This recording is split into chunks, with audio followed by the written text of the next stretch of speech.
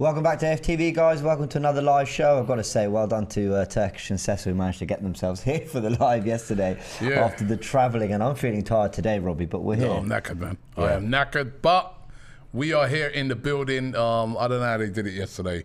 But then Cecil, he slept literally the whole journey back on the plane. Oh, did he? Oh, yeah. He slept. I can't sleep on flights, you know. I normally can, but that flight was so cold, I barely slept on it, man. I'll tell you, it was. I weren't impressed by Virgin, man. I must say. You know? Listen, I shouldn't laugh because I was in a hoodie and I was still cold. I was in a hoodie blanket, but I was. I shouldn't, but I was entertained by Turkish's struggles through the flight because I had him to my right. He had 2 blankets on, he had his hat covering, he had his neck, everything, and he had a cup of tea just to try and keep himself warm throughout the flight, bless him. But you can see all about that in the vlog that's come out, the Day 6 vlog, I'll return. Probably the most depressing of the vlogs we made, but we were still in good spirits. It was, man, because you know what I mean. I was really enjoying myself out there. I've got to say, it was a fantastic trip. It was great to be out there with all those fans from America who'd come from all over the country, all over the US, Canada, and beyond. And it was brilliant, and the team were brilliant as well. That was the thing that, again, you go on these trips. It's great because you meet up with so many Gooners. It's like the Gooner family. But also when you see the team performing the way in which they did, the game against Chelsea, you know, very strong team put out there, very good performance. And I was just looking at it and thinking to myself, nobody wants to get carried away because it's pre-season. But I see some very, very good signs. Because it wasn't just the result for me, it was the football we played. Yeah. The intensity, the way we pressed. If we're doing that this early, that bodes well. That is how we're going to have to play against Crystal Palace. We can't go there with no little lackluster, tepid display like what we did last year. If you do that at Crystal Palace, you'll get turned over 100%. We got to bring the intensity there, and I saw that in both of not so much in the first half against Orlando, but then that was the team that was playing, basically the guys that won't be playing in that first game. But in the second half against Orlando, when we had a strong team out, and in the game against Chelsea, I was very pleased with the intensity, the closing down. I mean, Martin Odegaard. Yeah.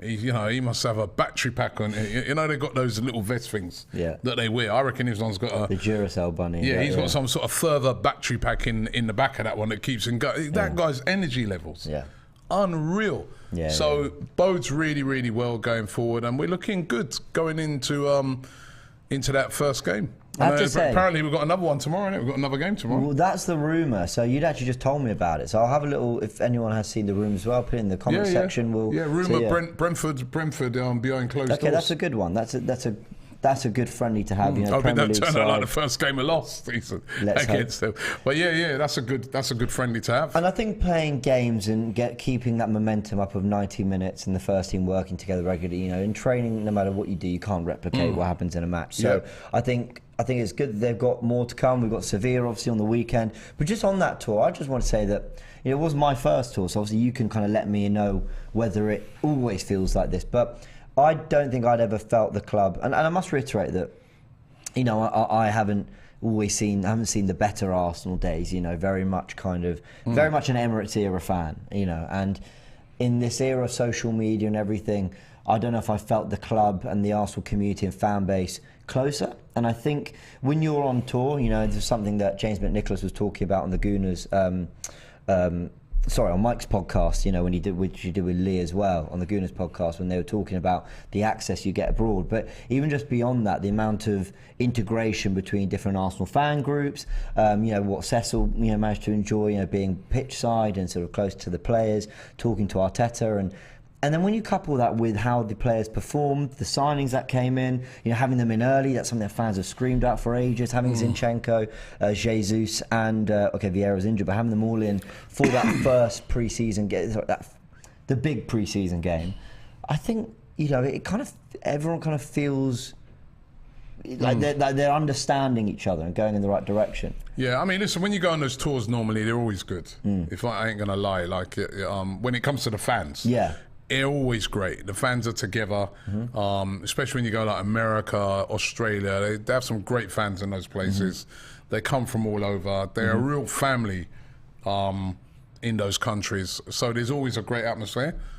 But what I would say is different this time is that there's a more closeness to the players. There's you can see there's a connection with the fans and the players. I see it here at the over here last season at the Emirates, even though we didn't end up getting into the top 4. And I saw it over there. So, excuse me. I do feel that there is a much closer connection, and over there you felt the vibe. You felt the vibe, and I thought the other thing that I thought was great about this tour, which has been a lot different to some of the other ones that I've been on, is that you had a lot of new players to look at. Because sometimes you've been on these tours and there might be like a one edition, exactly. Or we normally do our business late, don't we? So a lot of times we don't really see many new players on this tour. But on this one now, you know what I mean? We got to see Jesus. We got to see Zinchenko, a little bit of Marquinhos. We didn't get to see Fabio Vieira, he was injured. Saliba. Yeah, big one. Remember, Saliba's a player we haven't seen because, apart from that game he played against MK Dons that time. And was that behind closed doors? It was, yeah. That was behind closed doors. So we played a pre-season. Yeah, so that was the first time we see, him in the flesh. So he was like watching a new player. So that as well raised the excitement levels because, you're seeing all these new players and you're like, wow, I'm liking the look at him and I'm liking the look of him. And so it all added to the excitement, coupled the fact that it's in America where they always put on a great show. Yeah. And then playing Chelsea, big game. You don't always do those games on pre-seasons. And it was a strong Chelsea team that we played, and to turn them over in that way in front of a huge crowd of 60-odd thousand in that stadium. No, I think there's reasons to look on it and say to yourself that, there's some good signs. And it was a great tour. Really, really was. So, I'm glad you enjoyed it. I mean, I loved it. I absolutely loved it. And I've done a few of them, but I absolutely loved it. It's one of the best ones I've ever done. And the fans were amazing. Yeah. Amazing. Yeah. 2 players we didn't get to see were Kieran Tierney and Takehiro Tomiyasu. Now it looks. Well, I saw them. I did see them when I was at the first game. Yeah. I was sort of had the access pass as well, all areas, and I saw Tierney and Tomiyasu. I said hello to Tomiyasu as well. So we saw them, but not on the pitch. No, exactly. But it looks like they're both in training at the moment. Obviously, Cecil managed to get it out of Arteta that Vieira was about 2 weeks away, Tomiyasu a week away. Looks like. Well, I mean, maybe he's talking in terms of actual match fitness and game, game time. But it looks like Tomiyasu and Tierney are back in training. As you mentioned, if there is this behind closed doors friendly, it looks like they're going to be getting some game time there. Yeah. Now, I'm not sweating over their fitness like I would have been a year ago because we've got Saliba, which means White's deputising right back. I'm in the minority, it seems, when I talk to people that actually thinks White is perfectly serviceable as a right back. Zinchenko, I know you backing him as a left back, but we know he can excel in that role. We want them back because they're very good players. Where will he be playing then? Who? Zinchenko if Tierney don't play. Let's just clear this once and for all, everyone. This is the bet. I'm gonna unveil. Are you gonna pay out early? No, I'm gonna unveil the details of the bet. That by the end of this season, if Zinchenko's played more games at left back than he has in midfield, I've got to pay out. Do you want to pay now? No. It's one. Even Arteta said it himself. Did you hear the other day when he said it? You believe everything Arteta says, do you? Well, no. Yeah. He's got a plan. He said left back. Well, he's wrong. That's all I can say. All right. So we'll you see. Can pay early. You can do like in betting companies do, where they say. So if I pay early, I pay less. What do they call it? Cash out. Cash out. Yeah, you can cash out. So it's a £10 an hour if I back out. Otherwise. What, the bet was for £100, wasn't it? Did we go that high? I think we did go that high. You can cash out for 80. No, I'm gonna hang on. I'm gonna hang on. There's still 38 games left of this league season. So that is the bet, guys. But I get what you're saying. You're not stressed because you know that, Zinchenko can play as a left back. Yeah. And we know that Ben White can come in that right back position. Yeah. I don't have a problem with Ben White playing at right back. But in that game against Palace, I think if it comes down to it, I'd rather see Ben White at right back than Cedric. And I'm not dissing Cedric because he's deputised well. Yeah. But I'm worried about him coming up against Zaha and guys like that. You know what I mean? That worries me a bit. Yeah. I think I'd start with Ben White, who did all right in that Chelsea game. Remember, they have some very tricky wingers and that.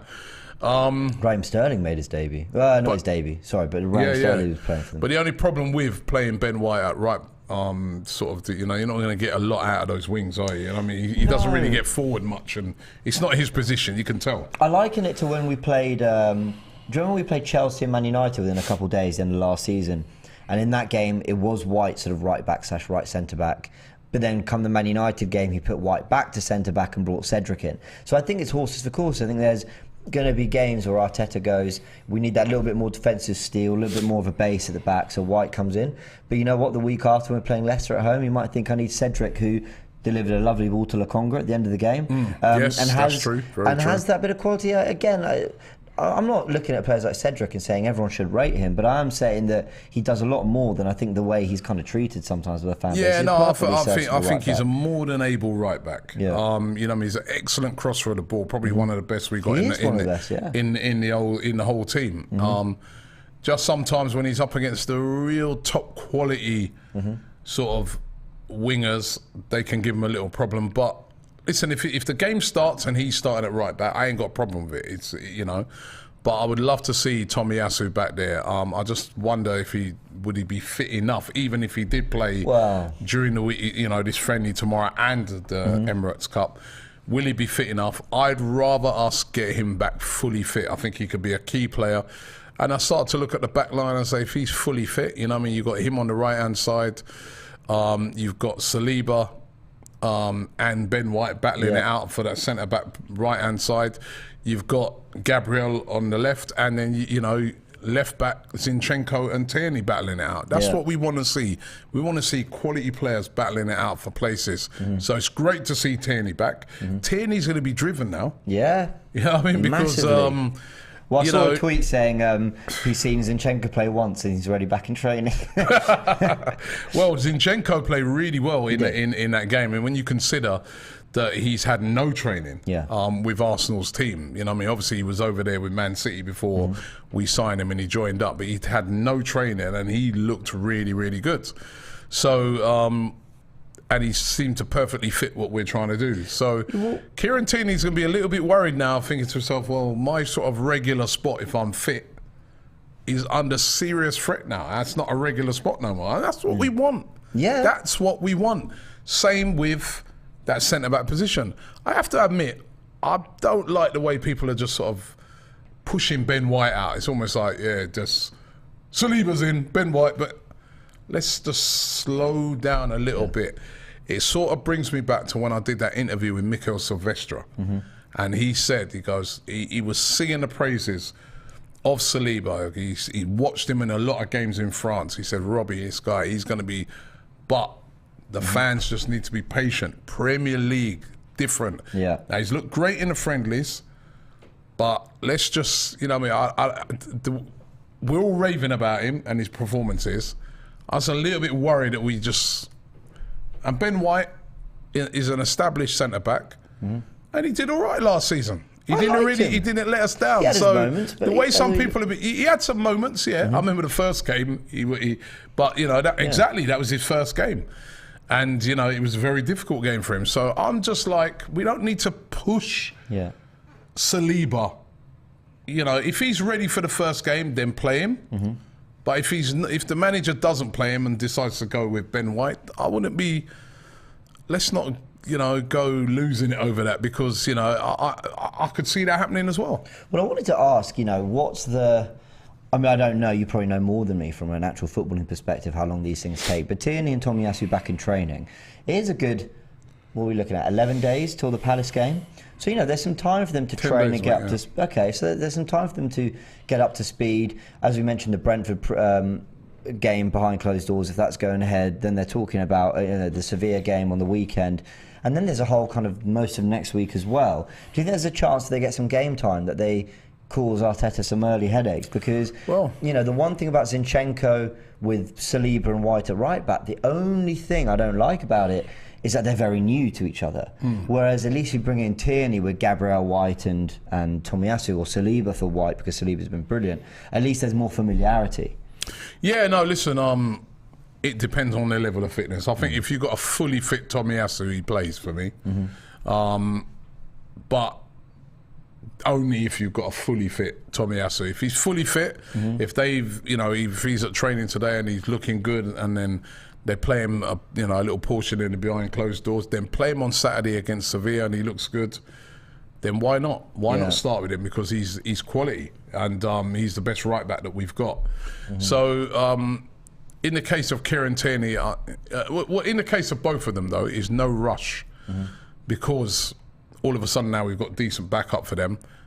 So we also don't want to go rushing those players and then they suffer injuries and setbacks and stuff like that, because we've got a lot of games coming up between now and the end of September. So we know what I think listen, there's a lot of moaning at sometimes about that second team, and how they performed, particularly the second half against Everton where we struggled, and then you look at that first half against Orlando. But I think what did go under the radar a little bit was that Smith Rowe and Vieira weren't available. That is two. By the way, he was back in training today as well. Smith Rowe. Okay, fine. So, but that is two of your more naturally creative players who can play in central areas, out of the team. And then you're relying on the likes of Maitland-Niles, who's not the most naturally creative, let's say, for example, to play in midfield.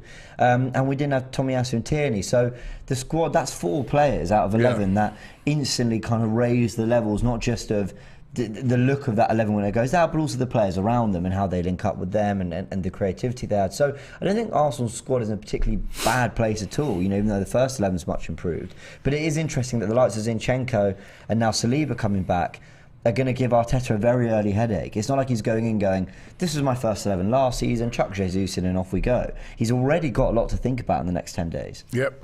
I don't look on it as a headache, I look on it as options. You've got options, right? And towards the end of last season, we had no options, and I think what's also going to help him out a lot this season is the 5 subs. The 5 subs rule. So even if you've got, let's just say, centre back position, it's not a position that you really like to fiddle around with. Yeah. Do you? You know what I mean? Like, you come towards the end of the game, you don't want to fiddle around with that. You know what I mean? But let's just say we were winning, I don't know, 2-0 with 10 minutes to go. You might turn around and say, right, Ben White, I'm going to get you on, take off Saliba. You're a fairly new player, or vice versa. That's what the 5 subs rule can give you in those sort of positions, Up front, definitely, I think, there'll be always lots of changes, I mean? If Eddie Nketiah doesn't start, you'll get on probably with this 5 subs rule. So it's going to give him a lot of options, and you want these headaches. I mean, Pep Guardiola has a headache every game. Yeah. Jurgen Klopp with the look at him last season. He had Mane, Salah, Firmino, Diaz, Jota. Yeah. I mean, and what's his name that they just sold to AC Milan? Origi. You can throw Minamino into that as well. Yeah, 7 for 3 positions, 7 players, 7 quality players for 3 positions. Yeah, it's true. Yeah, that's the type of headache you want. Not like last season where Mikel Arteta looks back on the bench and it's all kids already. Yeah. Youngsters, and they're all great youngsters, but when you're in a real battle and a real fight, you don't want to be throwing those youngsters right into that. Very true. We did have a super chat from Paul Balogun. Says, who do you think is the best left back in Arsenal history? I mean, we are talking about Tierney coming back, so the best in Arsenal history, I think I have to go for Cole, yeah, but he went to Chelsea. He went to Chelsea and he ruined it by going to Chelsea. Was Lee Dixon a left back? Yep. But I think Ashley Cole, he was, the way he used to. Also, Kenny Sampson as well. He was brilliant as well. Kenny Sampson, because I remember when Kenny Sampson used to play, right, and he was sort of like that first type of fullback who got up and down and and was very skillful and but also a great defender. But I think I'd have to go probably Ashley Cole. He was good. He was good. Yeah, I mean, unfortunately, I saw most of Ashley Cole's best football at Chelsea in England, really. But I think he was. Everyone tells me that I think he's better at Arsenal than even Chelsea. Interesting. Yeah. We made him, man, and he went and run off. I mean, to them, but it was Gael Clichy who came in, wasn't it? After Gael Clichy came in after him. Was good, I did love Clichy. Yeah, Clichy was good, but he was nowhere near as good as Ashley Cole. Nowhere near as good. There are a few more. Bob Marley, did you want to know? Bob Marley says fans get flip-flop because they're so short-sighted. So much negativity for 2 years of the process. Edu and Arteta have transformed the club. Amazing squad now. Well, I think people were a bit right to be, a bit negative about things. We finished 8th, and it was a very poor season when we finished 8th. Yeah. And also messed up the Europa League. Then last year, I don't think people were very negative last year. I think people were very positive. I agree. I think people were positive last year. At the end of the season, they were a bit peed off. Yeah. Because we should have got 4th place. But amazing squad now. Let's wait and see. Squad's looking good. I'm starting to like the look of it. Still think we need a few more for that to be classed as an amazing squad, but it's a very good one at the moment. Yeah, it's important we don't get carried away with pre-season and sort of, it's been very good. And listen, we throw our toys out the pram when we have a bad pre-season, so let's enjoy it when we have a good one, right? Because I remember last year, everyone's panicking, saying we don't look ready. We lost to Chelsea. We lost to Spurs. We were struggling in the Scotland games. Hibs, we were struggling. Yeah. Getting dominated by Hibs. Yeah, exactly. Yeah. And so there's absolutely something to be said for momentum and feel-good factor and confidence in front of goal. Look at the way Jesus has taken some of his goals. They're very. Jesus. He looks a real player. He looks a real player.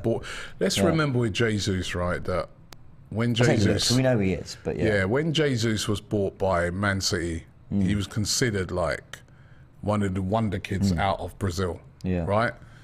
Always had to play kind of second fiddle to Aguero and people like that. Then they come across a system where sort of false nines and stuff like that. Playing wide, right?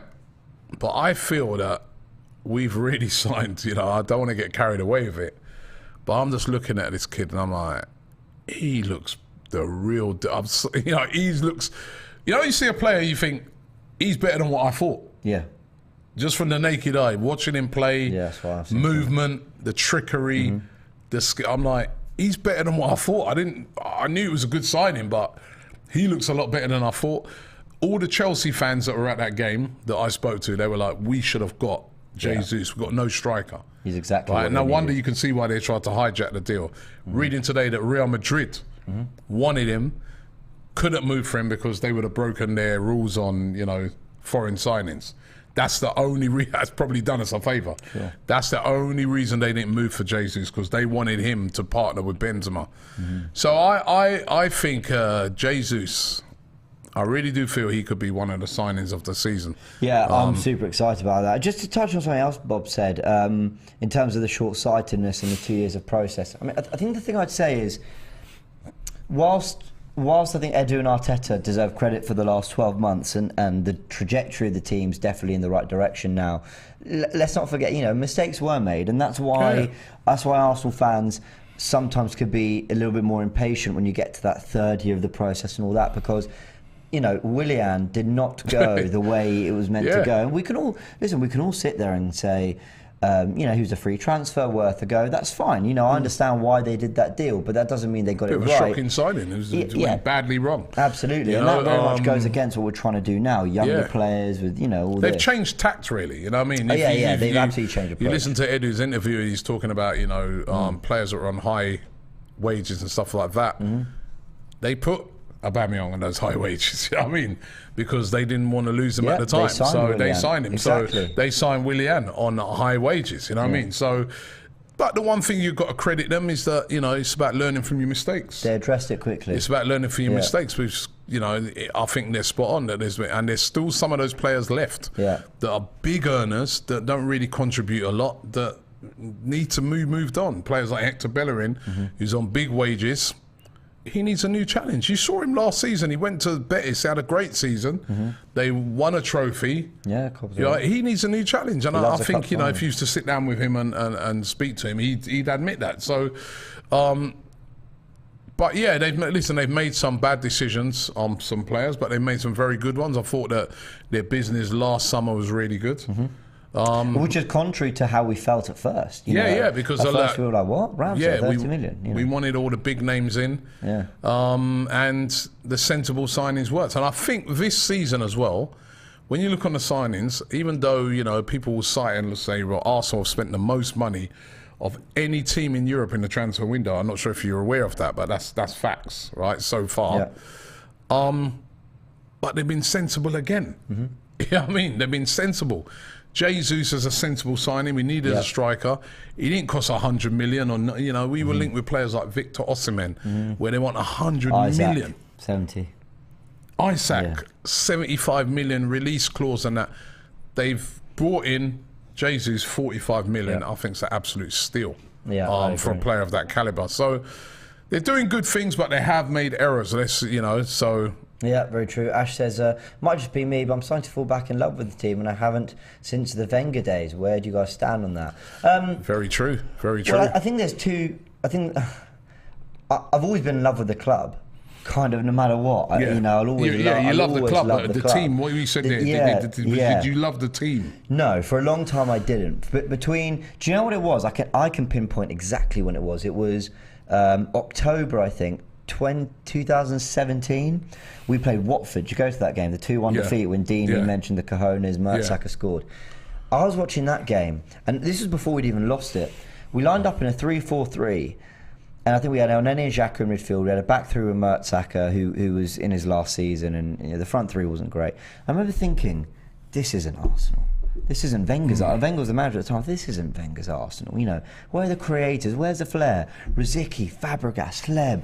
All these players are Cazorla, Ozil, Ramsey, Wilshere, all these players that, you know what, even when Arsenal fell short, my word, did we all enjoy watching them. It's been a long time since I've even felt that way. And in the last year, you know, signing Odegaard, the emergence of Martinez, Saka, Smith Rowe, and some of just the players we've got, there's a long way from from Arsenal being the club we want them to be. But at least there's a team that I can really get behind, and 100%, I can see them improving. 100%. Something's been put together that you're looking at and saying, if these guys all stay fit, we can have a really, really good season and grow together. And you just you feel a vibe with these players, like Aaron Ramsdale. You know what I mean? It's just like, I love this guy. You know what I mean? I love how he is, and he is with the fans, and you can see he wants to win something for Arsenal. Jesus looks to me like a player on a mission to win something for Arsenal. You know what I mean? So does Odegaard. Odegaard looks like, you know what I mean? So, and these are top players, right? If they get, where Arsenal have been very sensible, right, is that they're bringing in a lot of players that have got a lot to prove. Yeah. Because they are top players. Like Martin Odegaard, prodigy. Lots of people rating him from a very young age. You know, he's going to Real Madrid, age 16. People bigging him up, saying he's the best youngster in Europe and things like that. Didn't quite happen for him. He's still very young. If this guy can deliver on the potential, what a player are we going to have? Amazing player. That you know, that could be potentially in the future a De Bruyne type player. He's nowhere near that yet, but in the future. So. Same with Jesus. Lots of potential there. You know, Fabio Vieira, potential. You know what I mean? So it's about these guys realising that potential at Arsenal. And if they can, we could build a really special team. It'd be, you know. We hope so. Nelly says, following Robbie and AFTV since 2013. Wow, nearly 10 years. Amazing to see how far you've come and the hurdles you've demolished along the way. James is good as well. Great addition. Thank you very much. No, that's a really nice. But yeah, I mean, nothing brought that home. Don't forget that next one. T-Bone. I missed it. Yeah, T-Bone says, pay him now, James. Benny says, hopefully the USA treated y'all, we were saying a lot of y'all out there, well. It's been a while since there's been this much optimism and the unity around the fan base. Still cronky out now, it says Benny. Benny, listen, want to big up Benny as well, man. Shame we didn't get to see you when we was over there in America. I know you're based up in New York. The Cronkies are still not everybody's flavour of the month. There's still a lot of water under the bridge. Yeah. There's still a lot of rebuilding for them to do. But, they're putting their money where their mouth is, and nobody can moan about spending. Yeah. Nobody can moan and say, why aren't you spending more? I still think with the Cronkies, right, show up a bit more. Yeah. Be about a bit more. Just, if you're going to win the fans over, spending money and appointing the right people is one thing, but also show up a little more. That's what I think, But listen, again, you can win over people, because the main thing at Arsenal is that we want a successful club, right? Yeah, I agree. Everyone in the comments, I've just been reading through to everyone saying Lee Dixon was a right back, so I got that wrong. Right back. Winterburn was a left back. Yeah. Nigel Winterburn was a left back. Yeah. It's a right back. He was a right back. Yeah. We've always had some top right backs, man. I never got to watch Lee Dixon. Did you watch Lauren?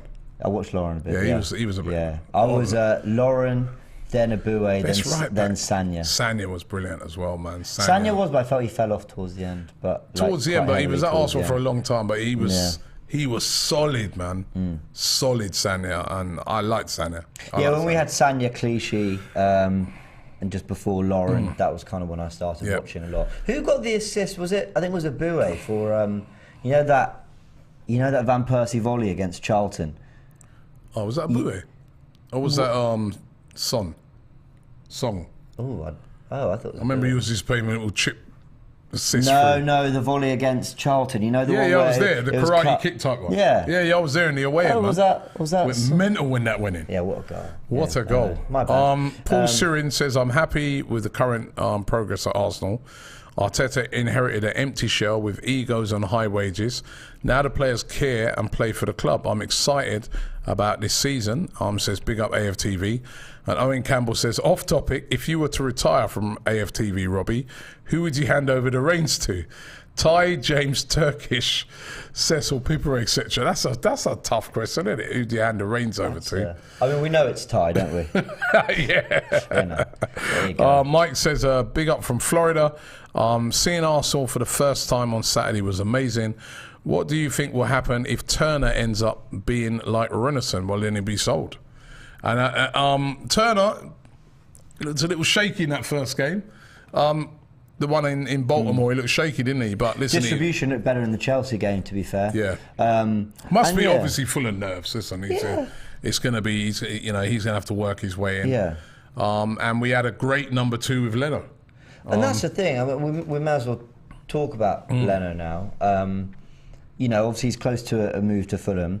I'm not going to go overboard with it because we're very, I think we're having a good transfer window, to be fair. But what I do said about, paying off certain players, then being investments and basically saying it's for the betterment of the squad, I can kind of accept that, acknowledge that. We lost players that really should have demanded fees for nothing. With Leno, I understand that we're not in a particularly great, position in terms of negotiation. But 8 million is so little for a player of his quality, and I think that's what we paid for Turner. Is that what we paid? Right. So. Or something 5. Look, 8 million's I saw a comment earlier saying we had 2 world-class keepers. He's referring to Leno and Martinez, and he's saying we've downgraded in both. Look, I think Ramsdale, is he a better shot stopper than Martinez or Leno? He's probably as good, maybe not quite as good, but he's as good. Okay, fine. I mean, look at that save he made at Leicester. But he's had a few moments like at the near post and a few kind of. So is Leno. Okay, fair enough. Anyway, he's very good. The point is, we're splitting hairs. He's still very, very good. Leno and Martinez were very, very good shot stoppers as well. But I think Ramsdale is more what Arteta needs from the ball distribution. Much better. We saw it against Chelsea. The ball's over the top to Jesus and Martinelli, and the pass into midfield. That's what he's there for. He gets you from one end to another so quickly because goalkeepers aren't regularly pressed, and certainly aren't from goal kicks. So when it comes to Turner, I think you just got to be realistic. I don't want to comment on how good Turner is. I've spoken to others, experts. He only just come. Exactly, and everyone says, people who have watched him say he's a very good keeper. But you've got to be realistic. Leno's never going to hang around to be a number 2 because he's a number 1. He's absolutely good enough to be a Premier League number 1. Yeah. And so we're going to, and I mean this with all the respect in the world, because Turner might grow and prove himself. Yeah, I've got no doubt he can. But at the moment, we are, downgrading, if you want to call it that, because Leno he's a freak of a second goalkeeper. You don't get that caliber, and we see that. We've seen that across many teams. So 8 million feels little though. Yeah, and obviously Kieran says Leno's way too good to be fighting for survival. That's another reason why, But Leno, Leno's got 1 year left on his contract. I think people have to remember that. He's got a year left in his contract. That means we don't do a deal for him to move on this summer. Come January, it'd be even less money, right? So that's one thing you've got to bear in mind. Number two, I think there's a lot of goodwill being shown here between Arsenal to Leno. Okay. In that I feel they could hold out for more money, but it might mess up the move to Fulham. He obviously wants to move. He's trying to get into that Germany team for the World Cup. He needs to be playing regular football. And I think there's a bit of goodwill here at Arsenal where they're saying, all right, you know what, we could hold out for another 3-4 million, but because it's you, because you served us well, because you was on a bench last year, you didn't moan, you still, from what I could see, you still was great behind the scenes, you still backed up Ramsdale and that. We'll give you your move and you move on with the bit. Yeah, and that happens a lot in football when, there's a recognition sometimes of a player from a club where it's like, we ain't going to stand, if it was someone else, we're holding out for it, but we ain't going to stand in your way too much for you to get your move and take a little hit. It's interesting he's quality.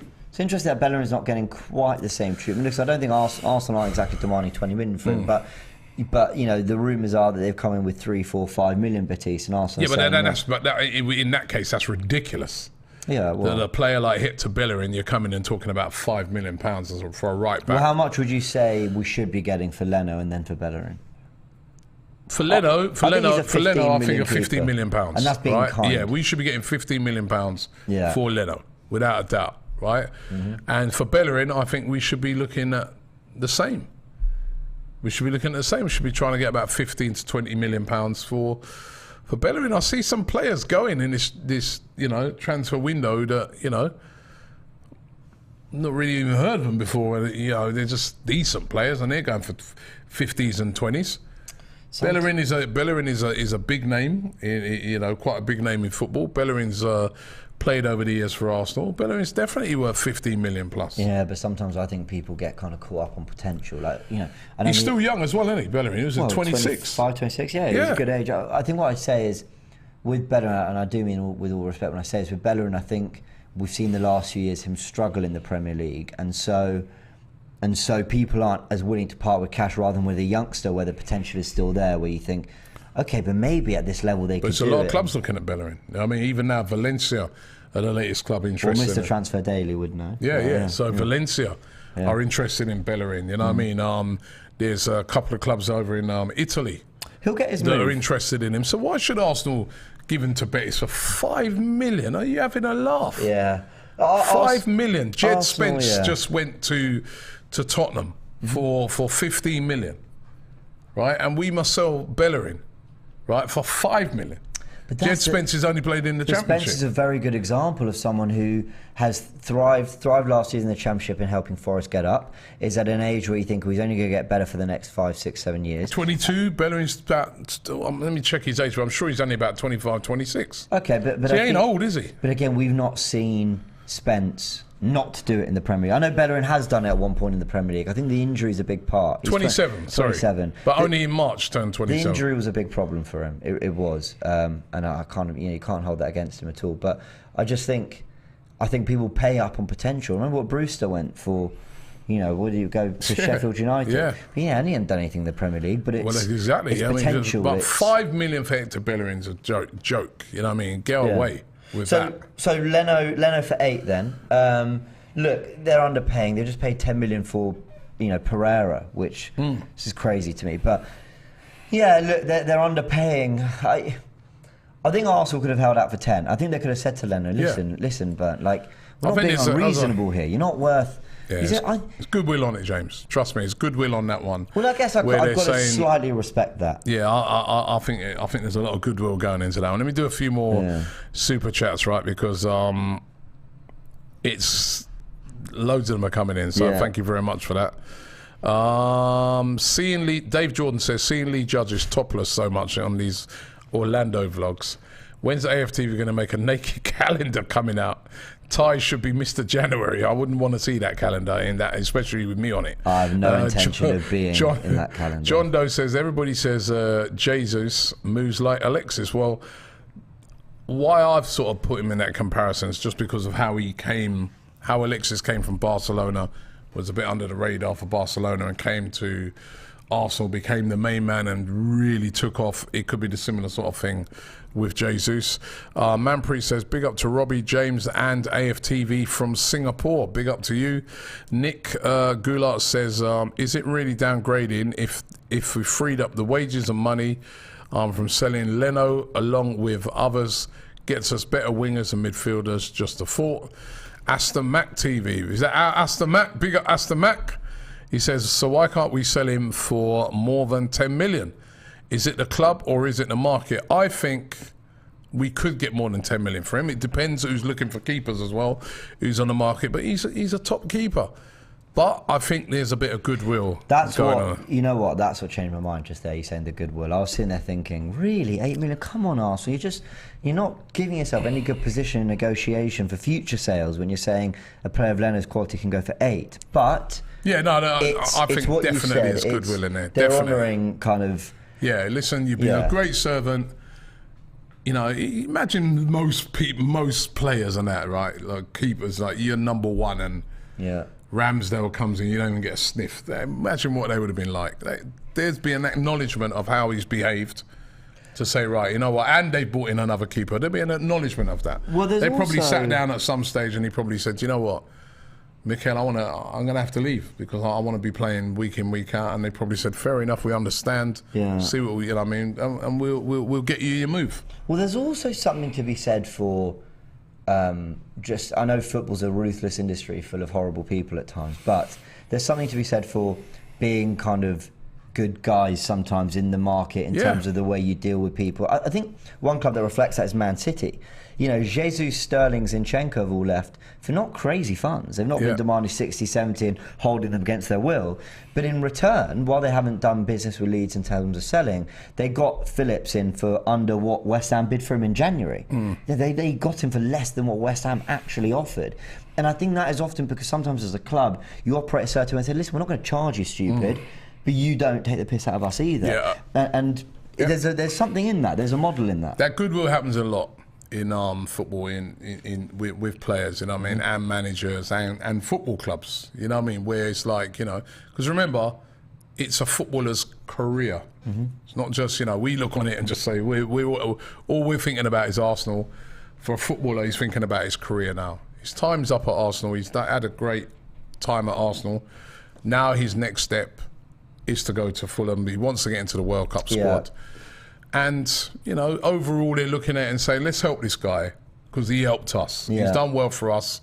We ain't going to go and make, you know, and that sort of goodwill goes around football. So, you know, players will respect you for that. You know, you get, even the players that are left, they can still be friends with Leno. And they might look on it and think, oh, you know what, club's treating him badly, man. I mean, why don't they just, you know, for the sake of £2 million, let him get his bloody move. I mean, look, that's the room with this guy all the time, man. He did everything for Arsenal. So, yeah, I think there's nothing really wrong with what Arsenal are doing here. Some more super chats here. Got Alex Kim next. Well, he says he's afraid Turner might be Karius 2.0, keep Leno. Again, listen, firstly, that's very harsh. Secondly, very harsh. Again, we've explained why we can't keep Leno. It's just not realistic. Leno wants to go. I won't stand for any Turner slander. Fighting words, says Benny. He's obviously a big American fan, and he's always been bigging up Turner. Let's see how he does. Don Robbie Def's there. He says, off topic, I don't know who runs the AFTV Extra channel, but they deserve a raise. It is a flipping funny channel, that is. Funny channel, Jonathan James says, when Emery left, 11th in the league, and incoherent, overpaid squad, devoid of synergy and character. What Edu and Arteta have done as rookies is amazing. Still need to see some silverware. Vinod says, content from you guys content from you guys are hyping me up for the new season as much as our transfer policy. Big up AFTV. Which other signings would you like to see? Good question, Vinod. Well, over to you, James. I want Tielemans. Yep. By the way, if we get Tielemans, I may as well give you the money, because that would... I don't see Zinchenko. I don't see him not playing Tielemans and Xhaka and Odegaard and Fabio Vieira for Zinchenko in midfield. So at that point, I don't think I'll cash out quite yet, but I will be very... let's just say I'll be putting some in the bank, in the jar aside, because I know I'll be paying it at some point. But yeah, Tielemans, I still think we need a wide forward. And there aren't a lot of names popping up, but I still think we need someone, because when I looked at Saka, Jesus and Martinelli, I was thinking, wow, this is good. And then I just thought, okay, you got Smith Rowe, Nketiah I think's had a good pre-season, to be fair. But who's that, like, it could be Jesus, but who's that killer? I think they could all grow into it. But maybe a Gakpo for me would be just more depth of the same kind of young. I think Jesus maybe is meant to be that killer, but I guess who's that kind of star in the front three that just terrifies the opposition? Yeah, and I think Rafinha would have been brilliant. Rafinha was the one. I think Saka, Martinelli and Jesus do in their own way, but I don't know how to explain it, because Jesus is 25, he started really well, so people probably think, well, that's the guy, James. But I'm thinking more from wide positions, the kind of player who means Saka can have a rest and there's no... I don't know. What about you? Where are you kind of looking?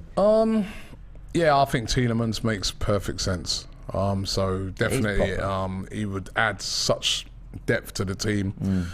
And I want to... Yeah, I'm the same with you. I want to see an attacking forward player who scores goals. I just don't know who is the perfect person for that position out of the players that are actually available out there. That's the thing. I mean, I've been hearing names like Harvey Barnes, Jared Bowen, but... Yeah, Jared Bowen would be brilliant. How much would they cost? Yeah, I love them both. You know, Jared Bowen was speaking about him on Transfer Daily this morning, but I just couldn't see West Ham selling their best player. Yeah. You know? Can't see it, but I would love to see, you know... Yeah. I've got a comment here from Dr. Domino, actually. Sorry, before you say Dr. Dom, would you have Adama Traore? No. Okay. Not that I don't think... We were sort of talking about it the other day. Not that he doesn't... He don't score goals, though, yeah. It's not that I don't think he's got immense quality at times, but it would be quite far from what we've been doing. We're all about now control and blah, blah. Maybe he needs something different, but he's just head down and run. Listen, sometimes you need that, but I'm not sure. Yeah. I don't know, maybe. No, I want someone who's going to score goals. Yeah. And that's why Rafinha would have been perfect, but I just... Still, you know, even as I keep saying, like, a different type of player, big player, striker type, you know.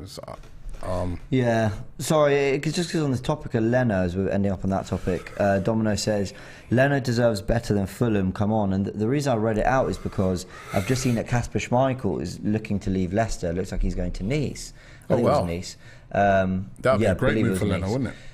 Yeah, could Leicester be a club, and then maybe you've got a bit of a bidding war and suddenly they climb up to a fee that Arsenal are willing to do business with? 10 million plus Leno for you give us Tielemans. There you go. You're left with a brilliant goalkeeper. Yeah? I did not think that. You think... So if Leno's they wouldn't do that. All right, 15 million on Leno. I think they do 20 plus Leno. I think they do. I don't know if they do 50. Yeah, that's interesting. I didn't think of it that way. Anyway. We've got Gunners for... Oh, no. I've got Dev Singh here. Yeah, that was Dev the next Singh. one. He says that Ramsey has a bad shot stopper. Sorry, Dev, quite the opposite. He says Ramsdale being a bad shot stopper is such a myth. Ramsdale saved more one-on-ones than De Gea and saved more direct shot XG than De Gea and Martinez last season, according to FB Ref. Yeah, but that can also sometimes be down to how many shots you faced. But I get your point.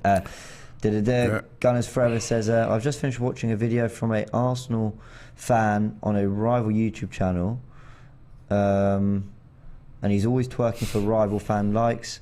I think we have done good business so far. Why so negative? I know people have different opinions.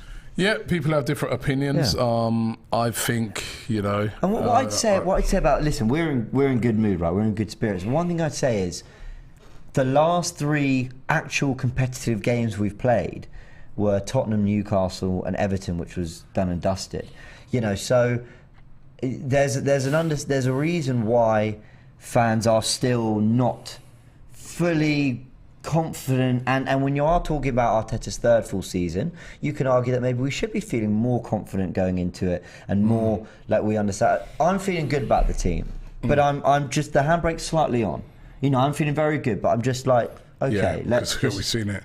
I think this team, if it stays injury-free, I think it can do something this season. Yeah. Homer says, we desperately need to change our perception in the eyes of other clubs. 8 million is a joke for a keeper of Leno's experience. Why are we viewed as soft? I don't think being viewed as soft, as I said.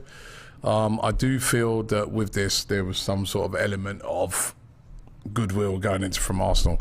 Wayne Sage says, big up, guys. Was good to meet you in Orlando. James, Robbie was busy. I didn't get to meet you, Wayne Sage, man. I would have loved to. Do you remember meeting him? I do remember. I would have loved to have met him, man. Such a great contributor to the channel. We met Wayne. We met KD. Obviously, as you see on the vlog, came to give us those T-shirts at the airport. So lots of people who are here every day, sort of contributing. That was a shame, Wayne. I would have loved to have met Wayne because he's always contributed, man, from time. So big up. Says. Don't you think Edu is playing the waiting game for a low price for Tielemans? Yes, I definitely do think that's happening. I think it's that, but I also think there's another priority. Yeah. I think they're targeting I reckon there could be someone else they're looking at first. Yeah. Name says GD is smart for the future squad of players' attitudes. Aaron Newman says, stop moaning, be glad the Deadwood is going. By Leno. Okay, I thought he was going to say Leno was Deadwood. I think Leno's better than Deadwood. I think the clean-up of the squad's been good. Yep. That's one thing I've never been on Edu's case. Really. Christian Ty says, how do I get an interview on the channel? I'm a North London-based content creator and would love to get involved with you guys. Send us in something of what you've done, Christian. We'd like to have a look at it. Adria says, did you guys see the Instagram post Arsene Wenger made for Maria? Haven't seen that yet. No, I haven't. Oh, that's brilliant. That would have been lovely. I'll have a little look. That's brilliant. Me and Ty were talking about it this morning. He came in to do the Bias Premier League show. Obviously, he would have known her well. Yeah. Ty knew her very, very well. I knew her pretty well. Ty knew her very well because she went to all the women's games and all the youth games as well. So does Ty. And he said to me, Robbie, I just couldn't believe it when I heard the news. And that's great from Arsene Wenger. Manpreet says, do you have enough quality cover for Partey? No, that's why we want to get Tielemans in. Jonathan says, we still need... another debate, isn't it, about where Tielemans plays. We're going to be arguing all season. Left back.